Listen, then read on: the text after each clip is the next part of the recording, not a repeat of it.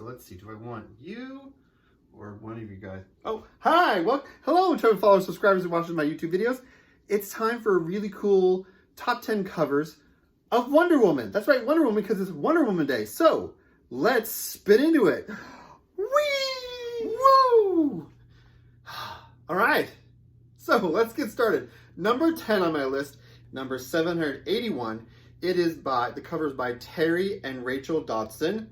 And part of the reason I like this cover is, well, it's by Terry and Rachel Dodson. But the really cool thing is it's one of those reflection covers, you know, where the character is holding something and you see a reflection of them or something else in it. And I just love the reflection of her looking at herself in the sword. I love that and you also see it in some of the hilts. It just looks amazing, and Terry and Rachel do an amazing job on their covers. I love that it's I don't know if it's a sunset or a sunrise, but that sunset or sunrise behind her or behind her hands is super cool. And I just realized something else about this cover I never noticed before. You can see part of her reflection in her gauntlets. Yes, they went as far as showing the reflection of her in her gauntlets as well. That's just the coolest thing ever. That's just really cool. All right, number 9 is Wonder Woman number 774, and this cover is by Travis Moore and Tamara Bonvilla. Oh, I hope I didn't ruin that. Bonvillain, I think. I love this cover because it reminds me of one of those ancient, like, antiquity Greek urns that they used to have. I mean, you look at that cover, and it's really cool because it's this urn, and it's her on the urn, and one of the things that's interesting is there's these cracks and it's broken and there's this fire behind it. It's just chaos and destruction. There's like part of a skull. But the interesting thing for me is one of the cracks on the urn is right near her eye slit. And it looks like a tear coming off of her eye. That attention to that kind of detail and that kind of interesting like thought process behind doing that, I think is fantastic. I really loved it. My number 8 cover is number 760, and it's by David Marquez. What I love about this cover is just that it's not Wonder Woman who's the big thing in the foreground here or the background. She's in the background, but she's the smallest thing on the picture of the cover. She's standing on a pier overlooking the water, and in the water is the silhouettes of 3 robot monster things that are coming at you. And they don't do this as much anymore in comic books, but they used to do this a long time ago, having like text bubbles, like conversation bubbles. Like that was a big thing for a very long time, and then it went away a while ago, and it started coming back again. And this is my favorite version of it because it's very simple. It's just that one statement is that all you got? And they made all in red letters, like that's the important word in the sentence. And it's just her against these monsters, and she's like, bring it. I'm a bad bee and you can't take me down. I'm taking you down. So just another reason why I love Wonder Woman. Number 7 is a funny cover. It's more of a funny cover. It is issue number 34 from the New 52 run. And it is a cover again by Rachel and Terry Dodson. And they called this the selfie variant covers. They had all of them throughout the line of comic books at the time. And I just love how comedic it is. It's her taking a selfie, I think with a statue of Athena. She's sticking her tongue out for the selfie.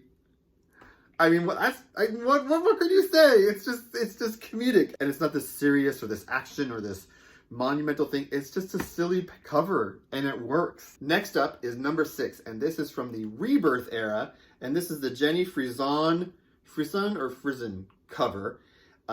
It's number 17, and I just love how it sort of goes to like a throwback to like the Wonder Woman TV shows and some of the stuff that happened in Wonder Woman in the comic books, where she had an alter ego and it was Diana Prince, and she's using her lasso of truth to change her outfits. So you look at the very bottom part of her body where her legs are, it's a skirt and high heels, but then the upper part of her torso and her head, it's her Wonder Woman outfit. All right, now on to the top 5. Oh yeah.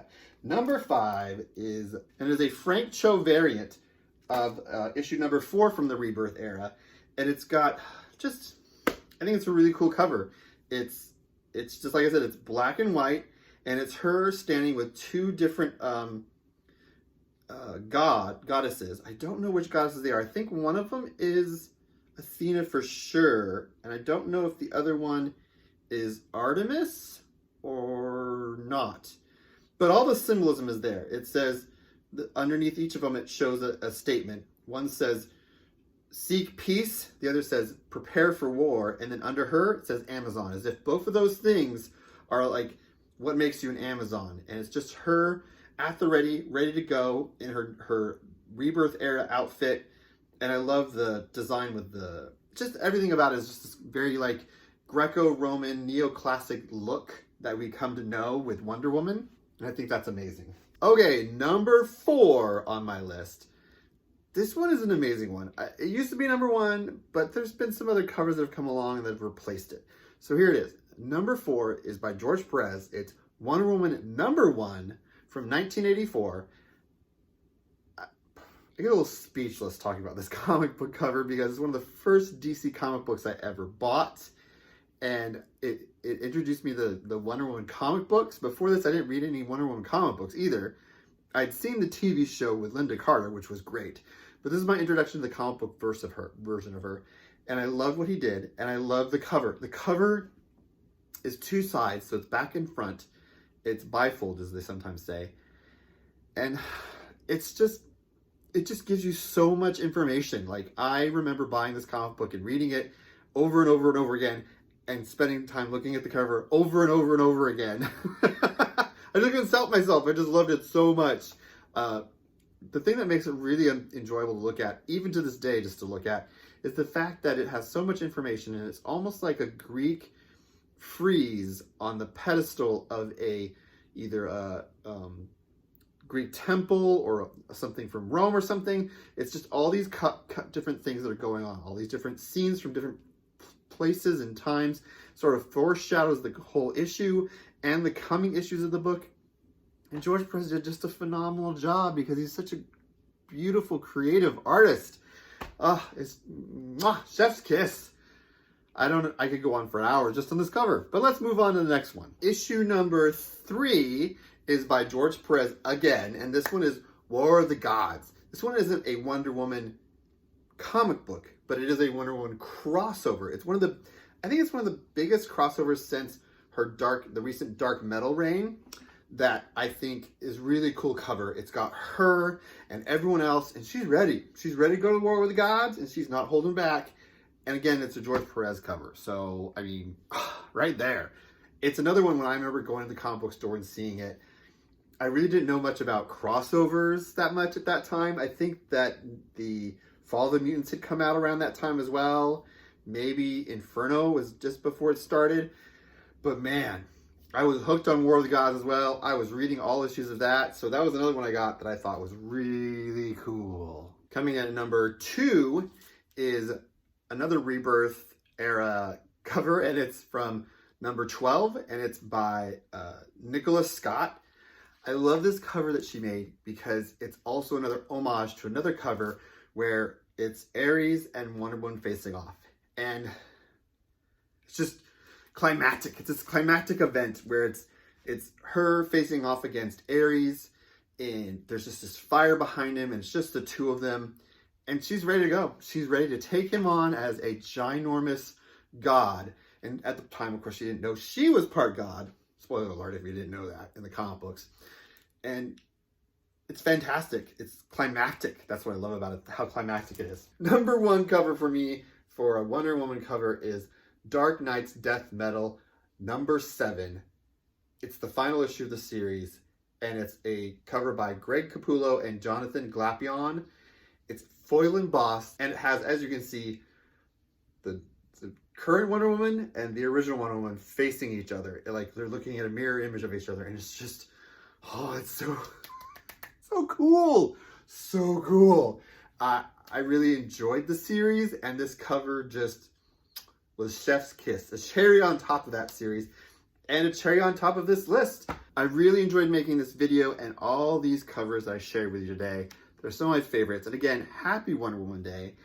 Tell me in the comments below, what was your favorite cover? And I challenge you, if you have the time, even if it isn't Wonder Woman Day anymore, to maybe, share with me your top 10 favorite comic book covers that are Wonder Woman covers. Or if there's some other media, tell me if there's some other media like Funkos or pictures or paintings or movies or TV shows that you like that have Wonder Woman. Tell me in the comments below what they are.